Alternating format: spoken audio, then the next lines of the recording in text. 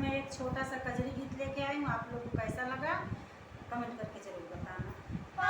नीक लागे चाट चौमिनिया पिया बरसेला जब पनिया पिया ना।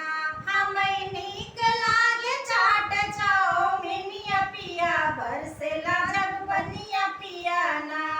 पकौड़ी सास से बनवावा आम चाहे इमली लइके आवा। पकौड़ी सास से बनवावा आम चाहे इमली लइके आवा। ननदी मोर पीसई चटनिया पिया बरसेला जब पनिया पिया ना। ननदी मोर पीसई चटनिया पिया बरसेला जब पनिया पिया ना। हमें नीक लागे चाट चौमिनिया पिया बरसेला जब पनिया पिया ना।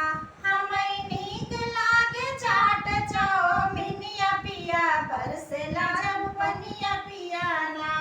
जठनी चाय बनवावे सुंदर कुल्हड़ में सजवावे। जठनी चाय बनवावे सुंदर कुल्हड़ में सजावे। लइके आवई हमार देवरनिया पिया बरसेला जब पनिया पिया ना।